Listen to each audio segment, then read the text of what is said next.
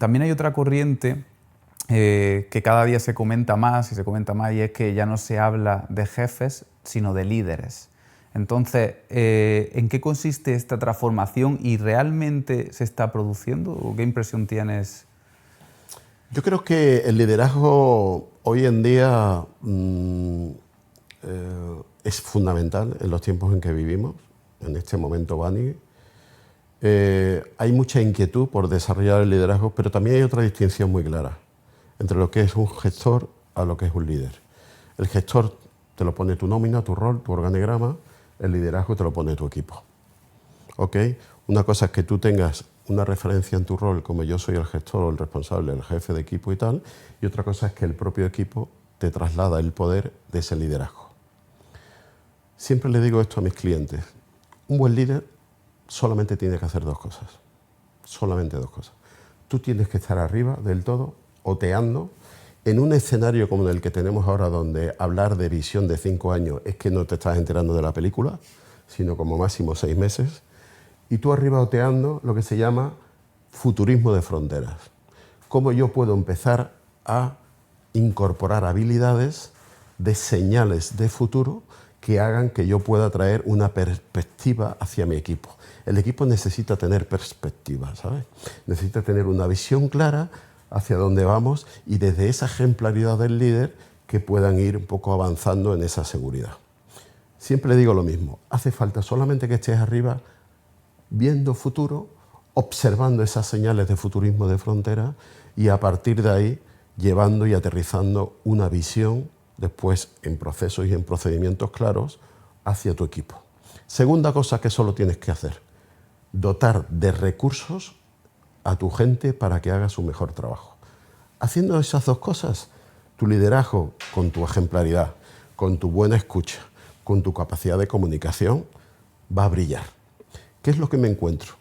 La gente va ascendiendo, llega a jefaturas de equipo, llega a gestión de equipos, llega a gestión de personas y resulta que le falta, tiene en ese sentido, pues una brecha, un gap de habilidades y terminan haciendo micromanagement. En vez de estar arriba oteando qué ocurrirá y qué vamos, por decirlo de alguna forma, a comer dentro de 6 meses, prefieren estar en la cocina cortando la lechuguita y los tomates con el equipo, porque eso lo han hecho toda la vida, lo han hecho muy bien, pero no están aportando valor ahí. Están cayendo en el micromanagement y a partir de ahí eso significa que la empresa no va a llegar donde tiene que llegar, porque su valor está arriba, mirando, oliendo, percibiendo hacia dónde van los tiros y diseñando estrategias potentes que den perspectiva al equipo hacia el mercado y hacia donde queremos estar para ganar, para ser un equipo ganador, ¿no? ¿Y qué skills, diría, o qué habilidades son necesarias para un buen líder y cómo medirlas o qué herramientas hay para ello? Pues mira, nosotros trabajamos mucho en todo el tema de congeniar, por decirlo de alguna forma, 3 puntos claves que tienen todas las empresas. Y es tecnología, procesos y personas. ¿Okay? Y a partir de ahí hacemos un equilibrio siempre muy centrado desde nuestros valores humanistas en las personas. Representamos, o al menos así me identifico, una corriente de esa ilustración que fue la época, una época floreciente del ser humano, donde hubo en ese sentido un gran avance, donde hubo un gran pensamiento crítico, donde pudimos romper muchos moldes. Yo he abanderado un poquito toda esa nueva corriente de la ilustración, como yo llamo 3.0, para llevarlo a las empresas desde unos valores humanistas. Quiero decir, hay una sed muy grande de volver en ese sentido a esos valores humanistas, ¿no? Nosotros teníamos antes, por decirlo de alguna forma, cuando éramos nómadas, unos valores más matriarcales, más basados en voy a cuidarte, vamos a querernos, vamos a colaborar juntos, y de pronto aparece la propiedad privada y esa situación hace que en un momento dado esos valores matriarcales cambien a valores patriarcales de competitividad: esto es mío, esto lo produzco yo y entonces fuera, y si puedo me quedo con tu terreno en vez de solamente con el mío. Eso ha producido que haya una crisis hoy en día, agotada ya de ese modelo, de esos valores humanistas. Por eso el líder de hoy en día tiene que tener, como yo digo, visquear. un ojo muy pendiente en sus clientes y en sus mercados sin perder nunca a su equipo de vista. Y cuando digo sin perder a su equipo de vista significa que tenga una escucha poderosa y profunda, eso también hay que trabajarlo y hay que cultivarlo, que tenga un dominio de la comunicación es tan sutil, es tan profunda, cualquier detalle puede ser malinterpretado, desde lo que yo pienso ahora mismo y cómo te lo digo hasta lo que tú recibes y cómo lo interpretas, hay ahí un mundo que tienes tú que tomar la responsabilidad como líder de él, ¿no?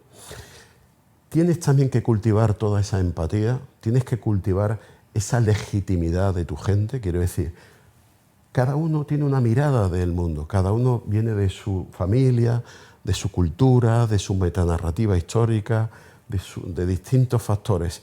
Y tenemos que tener esa capacidad de poder incorporar todas esas miradas del equipo hacia el fin común.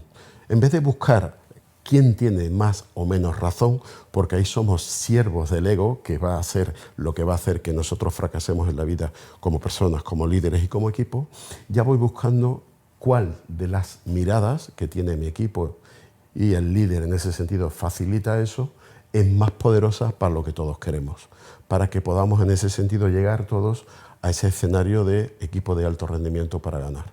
Así que yo resumiría básicamente en, primero, la comunicación, que es la competencia vehicular por la que pasan todas, y ahí sí que recomiendo a todos un training importante en poder desarrollar. Primero, no hay cosa que le guste más al ser humano que sentirse escuchado. Es importantísimo saber escuchar. Segundo, tener esa capacidad de diseñar conversaciones de calidad. Los equipos son redes de conversaciones que producen acciones. Y eso se hace con distintos actos del lenguaje, como son las peticiones, como son las ofertas, como son las promesas, que implican compromisos que se cierran, y esos compromisos, cuando aparecen en el mundo, hacen que nosotros estemos ahí liderando ese mercado. Si yo tengo un equipo que tiene la capacidad de compromiso alta, que sabe diseñar conversaciones de coordinación buenas y que esas conversaciones de coordinación aparecen en el cliente con valor, yo voy a tener un equipo competitivo.